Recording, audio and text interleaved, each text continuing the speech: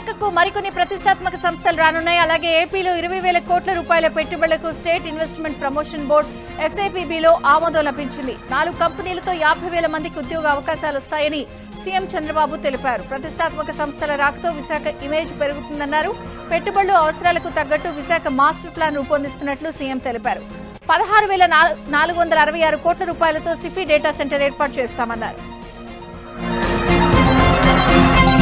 ప్రపంచ దేశాలకు పెను సవాలుగా నిలిచిన పేదరికాన్ని తరిమికొట్టేందుకు కూటమి ప్రభుత్వం రూపొందించిన సమగ్ర విధానం P4 అని మంత్రి నాదెండ్ల మనోహర్ అన్నారు.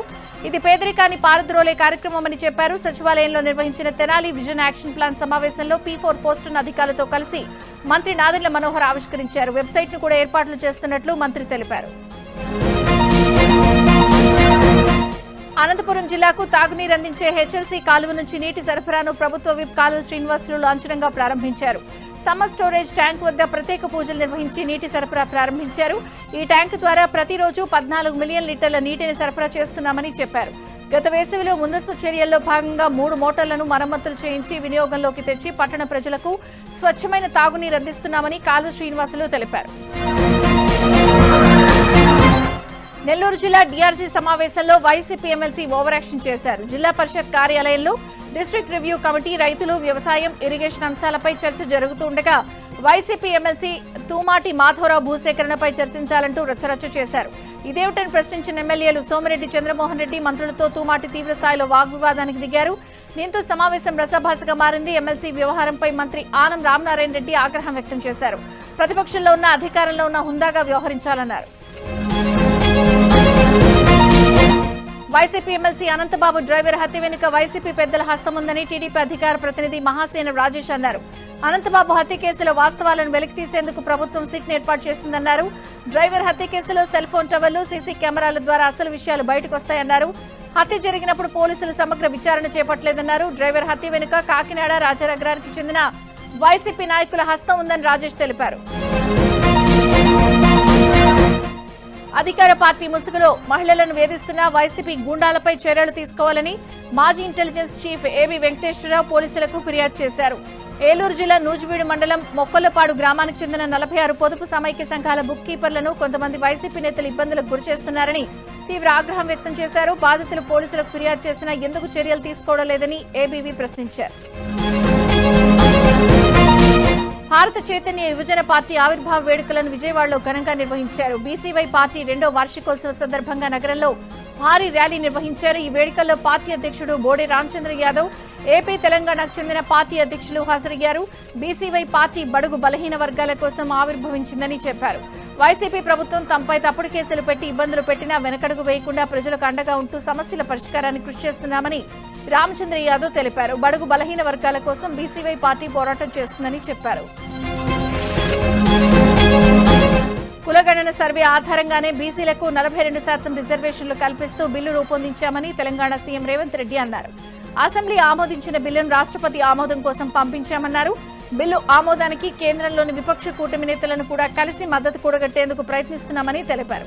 ఈ అంశంలో కేంద్ర ప్రభుత్వంపై ఒత్తిడి తేవాలని నిర్ణయించినట్లు చెప్పారు. తెలంగాణలో సెప్టెంబర్లోపు స్థానిక సంస్థల ఎన్నికలు నిర్వహించాలని హైకోర్టు ఆదేశించిందని సీఎం గుర్తు చేశారు. కేంద్రం త్వరగా రిజర్వేషన్ల బిల్లును ఆమోదిస్తే స్థానిక సంస్థల ఎన్నికలు నిర్వహిస్తామని సీఎం రేవంత్ రెడ్డి తెలిపారు.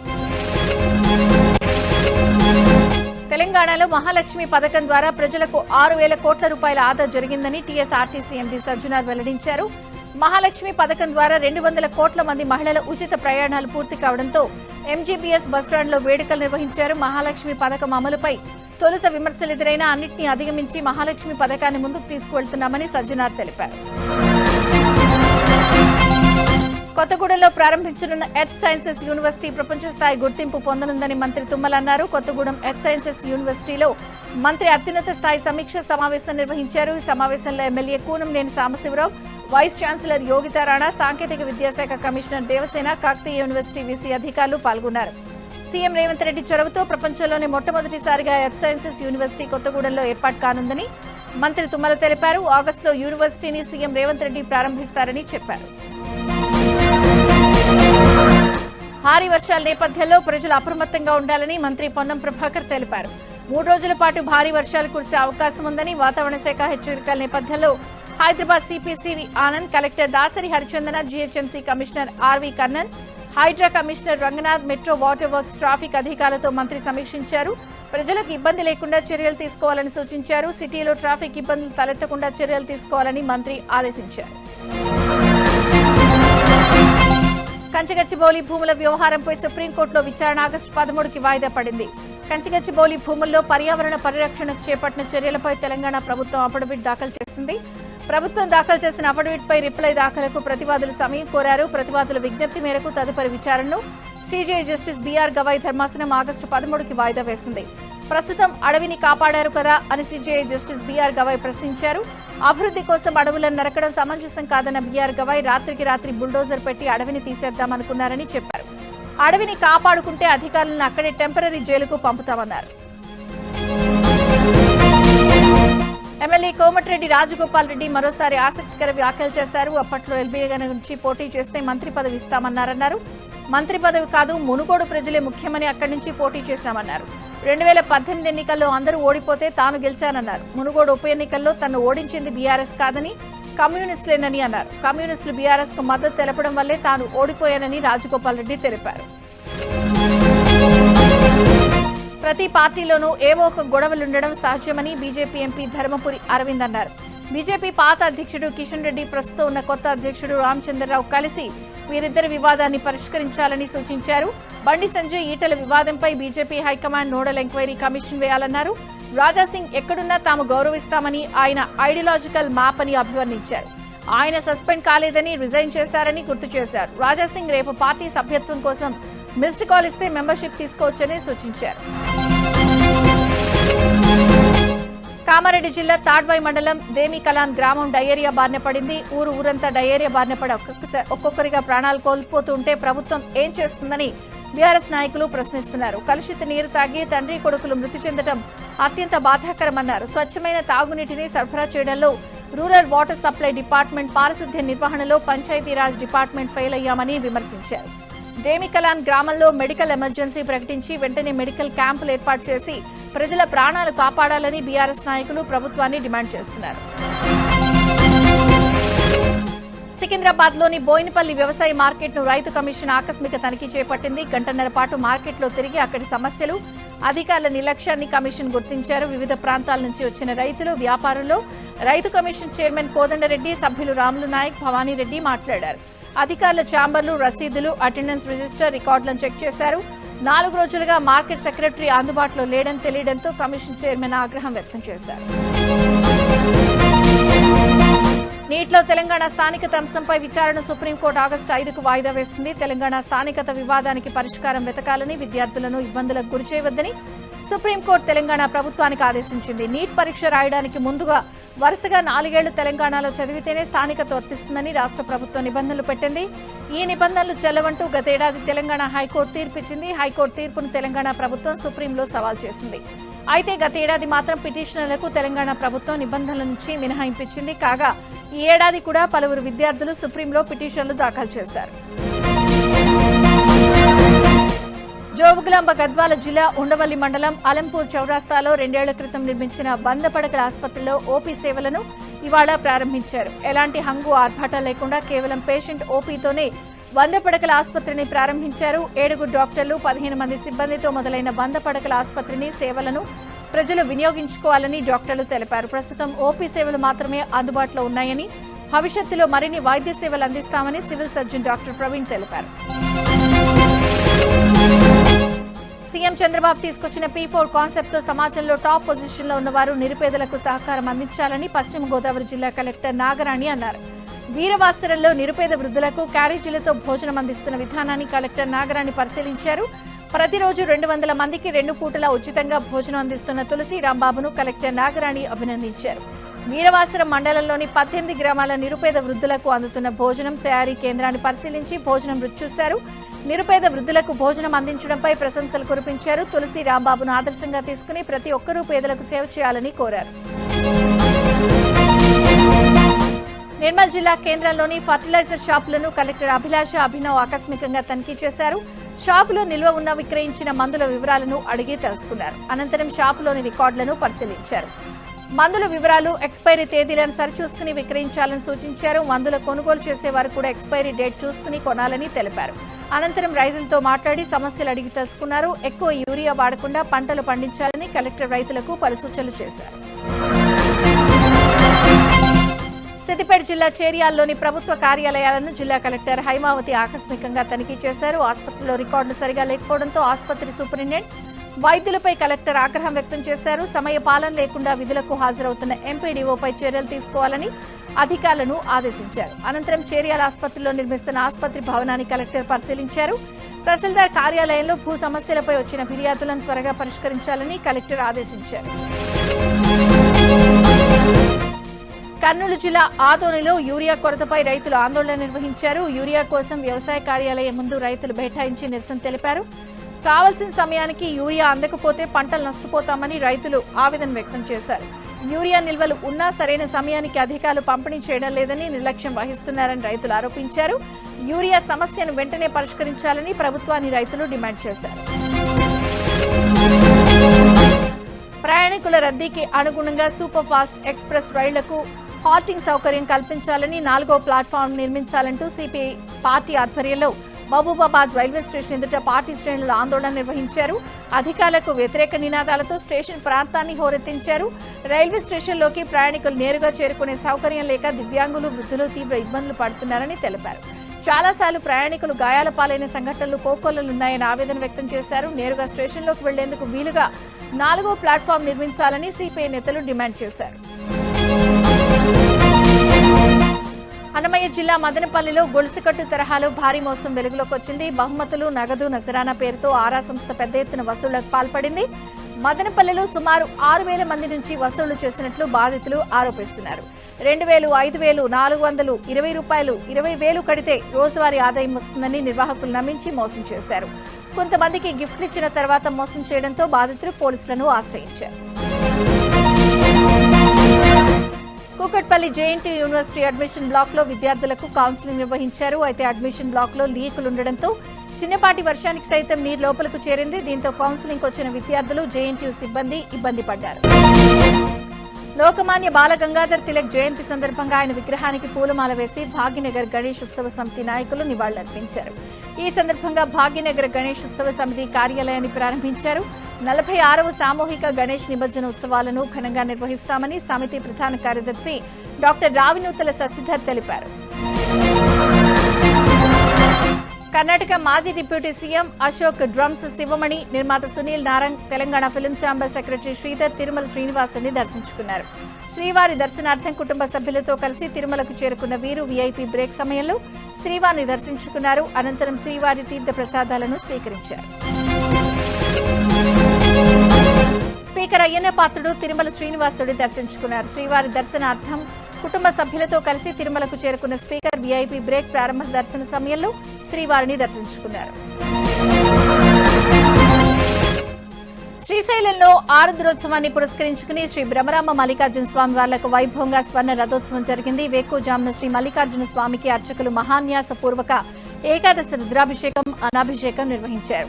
స్వర్ణ రథంపై కొలువైన స్వామి అమ్మవార్లకు శాస్త్రోక్తంగా పూజలు చేసి అర్చకులు మంగళహారతలు సమర్పించారు. భక్తుల శివనామ స్మరణలు, కళాకారుల నృత్య సందడి నడుమ ఆలయ మాడవీధుల్లో స్వామి అమ్మవార్లకు స్వర్ణ రథోత్సవం కన్నుల పండుగగా జరిగింది. అల్పపీడనం ప్రభావంతో కాకినాడ జిల్లా ఉప్పాడలో సముద్రం అల్లకల్లోలంగా మారింది. అలలు ఉవ్వెత్తున ఎగిసిపడుతున్నాయి. అలల కారణంగా తీర ప్రాంతాల గ్రామాల్లోకి సముద్రం నీరు భారీగా చేరుతోంది. దాంతో మత్స్యకారులు, ప్రజలు తీవ్ర ఇబ్బందులు పడుతున్నారు. తెల్లవారుజాము నుంచి కురుస్తున్న వర్షాలతో కరీంనగర్ జిల్లా సైదాపూర్ మండలంలోని రాయికల్లో జలపాతం ఉరకలెత్తుతోంది. జలపాతాన్ని చూసేందుకు చుట్టుపక్కల జిల్లాల నుంచి పర్యాటకులు తరలివస్తున్నారు. యువత అక్కడికి చేరుకుని జలపాతం కింద స్నానాలు చేస్తూ కేరింతలు కొడుతున్నారు. కాగా జలపాతం వద్ద మౌలిక వసతులు కల్పించాలని స్థానికులు కోరుతున్నారు. భద్రాద్రి కొత్తగూడెం జిల్లా చర్ల మండలంలోని తాలిపేరు మధ్య తరహా ప్రాజెక్టుకు భారీగా వరద నీరు వచ్చి చేరింది. దీంతో ప్రాజెక్టుకు 15 గేట్లెత్తి 28,000 క్యూసెక్కుల వరద నీటిని దిగువ గోదావరికి విడుదల చేస్తున్నారు. ఎగువ ఛత్తీస్గఢ్ తో పాటు తెలంగాణలో కురుస్తున్న వర్షాలకు జలాశయానికి భారీగా వరద పోటెత్తింది. మరోవైపు చర్ల, గోదావరి పరివాహక గ్రామాల మధ్యలో గీతవాగు వరద రోడ్డుపైకి చేరడంతో రాకపోకలకు తాత్కాలికంగా అంతరాయం ఏర్పడింది. జయశంకర్ భూపాలపల్లి జిల్లాలో భారీ వర్షాలు కురుస్తున్నాయి. సింగరేణి కేటీకే ఓపెన్ కాస్ట్ 2-3 గనుల్లోకి వరద నీరు చేరింది. ఇప్పటి వరకు 3,000 టన్నుల బొగ్గు ఉత్పత్తికి అంతరాయం ఏర్పడింది. ఓపెన్ కాస్ట్ 3వ గనిలో బొగ్గు ఉత్పత్తి నిలిచిపోయింది. బొగ్గు ఉత్పత్తి నిలిచిపోవడంతో ₹1,50,00,000 వరకు నష్టం వచ్చిందని సింగరేణి అధికారులు చెబుతున్నారు. ఖమ్మం జిల్లా వ్యాప్తంగా కురుస్తున్న భారీ వర్షాలకు చెరువులు పూర్తి స్థాయిలో నిండిపోయాయి. మదిరి నియోజకవర్గం మాదాపురం వద్ద రహదారిపై వరద నీరు ప్రవహించడంతో ఓ రైతు పొలాలకు ఎరువులు తీసుకెళ్తున్న ట్రాక్టర్ అదుపు తప్పి బోల్తా పడింది. కొన్ని ప్రాంతాల్లో రహదారులపై వరద నీరు ప్రవహించడంతో పలు గ్రామాల్లో రాకపోకలకు ప్రజలు ఇబ్బంది పడ్డారు. భారీ వర్షాలకు పత్తి, వరి పంటల్లో వర్షపు నీరు నిలిచిపోయింది. మరో 2 రోజులు వర్షాలు కురిస్తే పత్తి పంట పూర్తిగా దెబ్బతింటుందని రైతులు ఆందోళన వ్యక్తం చేస్తున్నారు.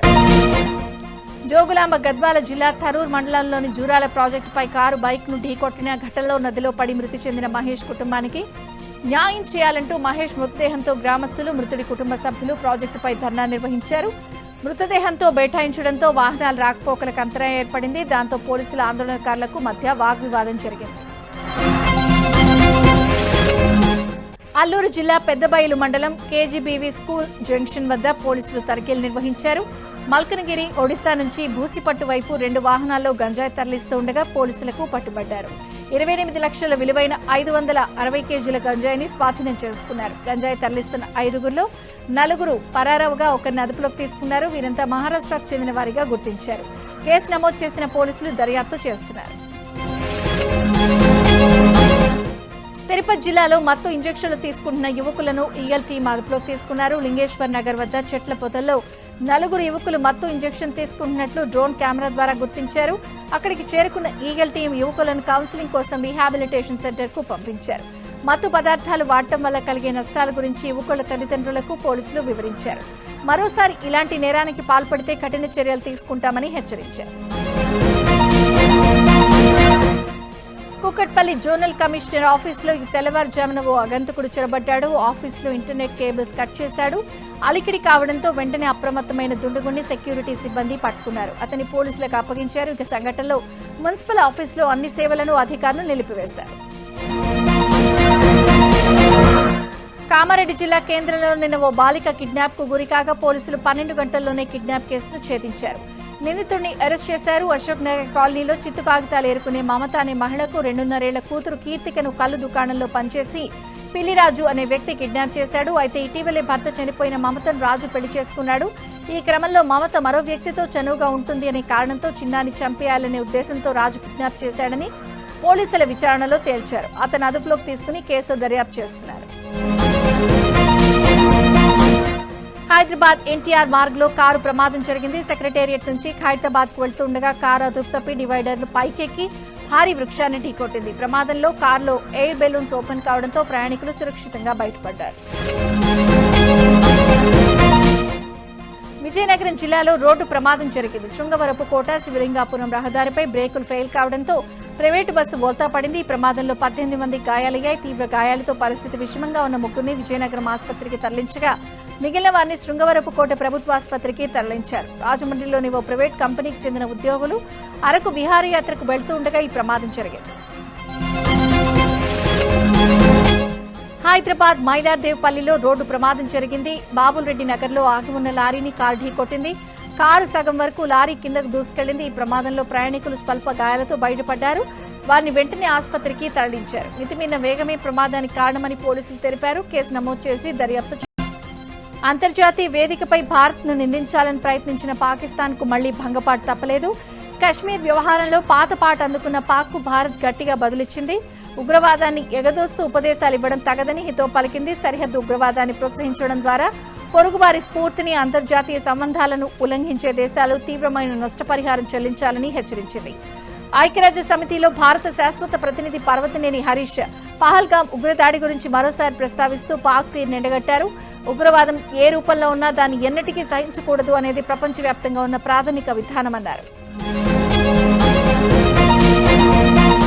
ఉపరాష్ట్రపతి పదవికి ధన్కడ్ రాజీనామా ఎందుకు చేశారో కేంద్రం సమాధానం చెప్పాలని కాంగ్రెస్ అధ్యక్షుడు ఖర్గే డిమాండ్ చేశారు.